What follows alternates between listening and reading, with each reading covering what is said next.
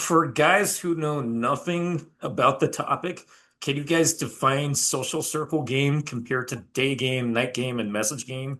Can you just define what social circle game really is? It's what cool kids do. Or do you want I to mean, you in want to my lead mind, us it's off? not that there even needs to be a difference. Like they all kind of play together. Social circle is just a little bit longer term. Basically, you're just leveraging all of the connections that are not immediately a hot girl that we're trying to hook up with right now. It's friends of friends, it's social events, it's networking, it's network marketing for pussy, dude. That's good. Yeah, my interpretation of that as well, jumping off that is it's the only game in town right now. There's no other game. Cold approach is for beginners, social circles for guys that actually want to get results, want to level up, or have a business, have something that they want to strive towards. There are guys that are I see the way that it is. I don't want to spend 6 hours a day running around, a mall. And they're like, you know what? I have a business. I want to connect with really, really cool people. I want to have amazing events. I want to be introduced to the right types of people, have deals and opportunities come my way. And then they figure out, oh, there's ways that I can compound my time, I can compound my energy. And if you do it in the right sort of steps, you'll be able to get a lot further ahead than a guy that spends 5 hours a day with meta glasses on.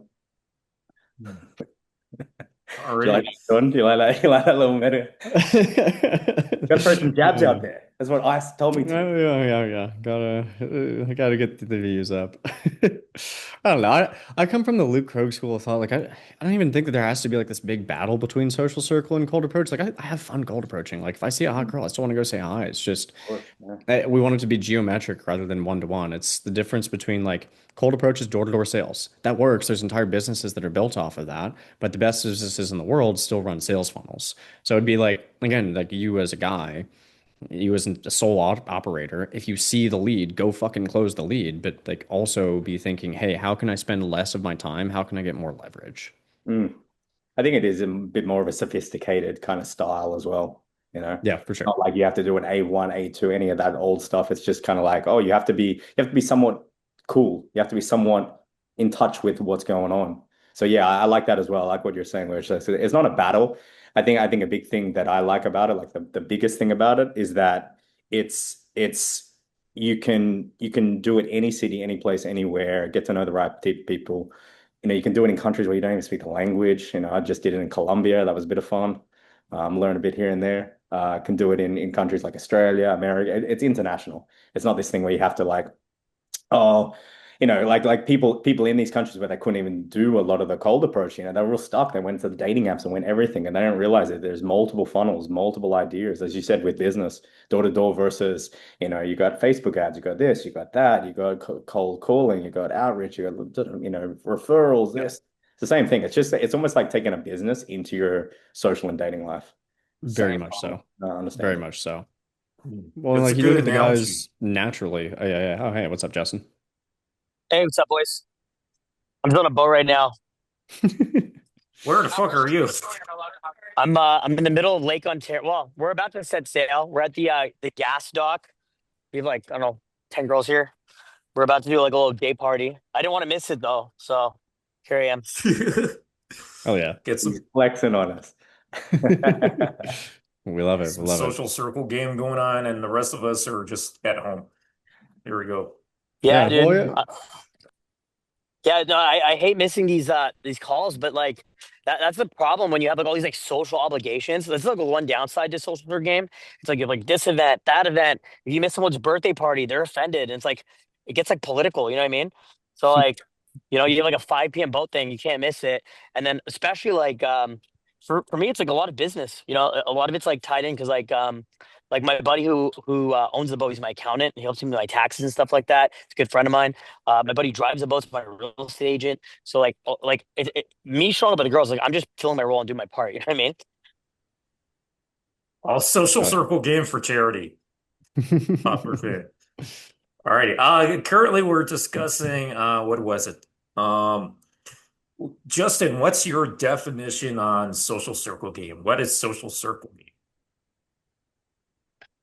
Okay, yeah. Well, social circle game is creating long lasting relationships and different circles that you can tap into. A lot of people see a social circle as like one circle, but I think it's a lot of overlapping circles. Almost think of like a Venn diagram.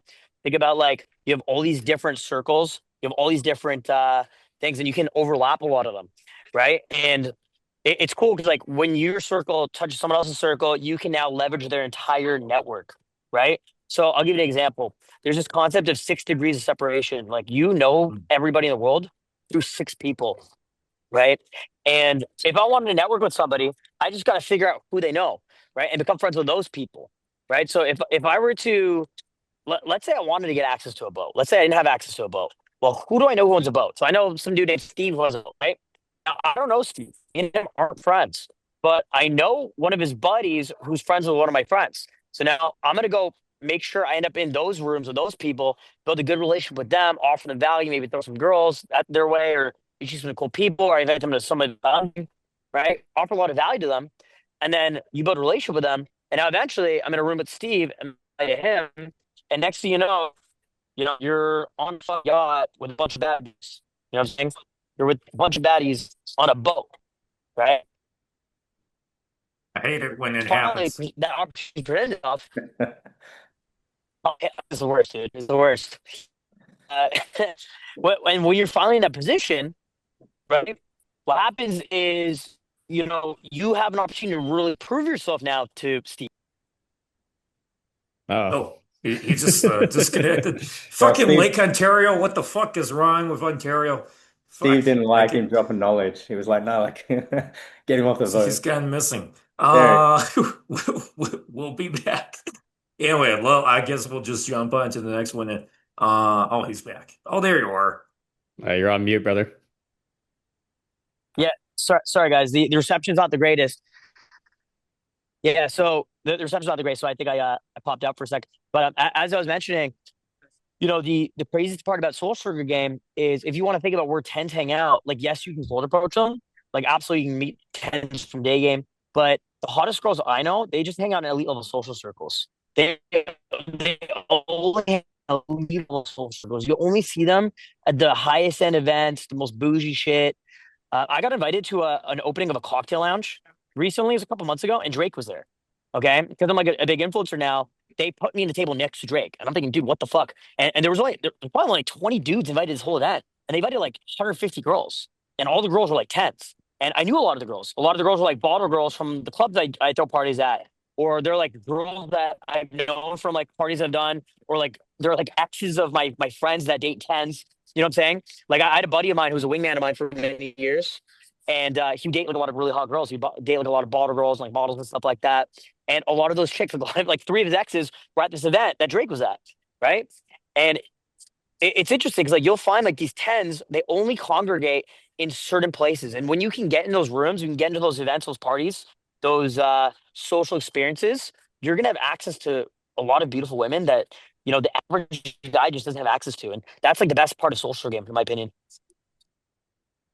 Yeah, honestly, Alrighty. access is a big part of the equation now, just because, yeah, like you were saying, like the most attractive girls in the city, it's not like they're going to the regular fucking bar all the time. They do it sometimes, but usually they also have their own social networks, and so they're busy doing social shit. And so, like, the easiest way to get in contact with them is to break into those networks.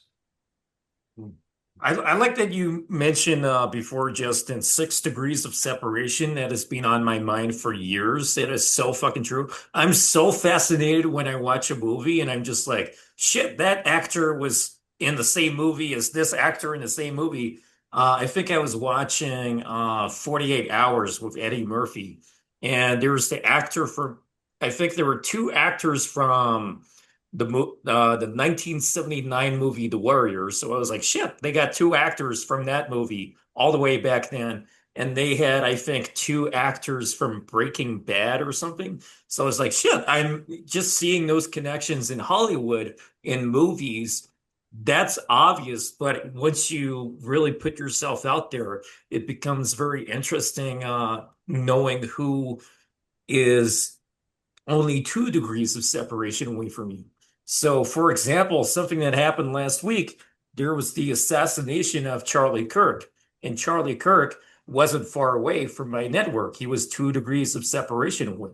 I know a few people who knew him. So it's pretty crazy that if things had been different, then somewhere down the line he could have come on this channel or been involved in some way because he was on the Whatever podcast, which is about dating. And Michael Sartain has been on there. A lot of other guys who've been on this channel have been on there too. So it's pretty crazy to think how closely connected things are. So yeah, that's a sad moment last week, but just to emphasize the how powerful 6 degrees of separation really is, the accuracy of it.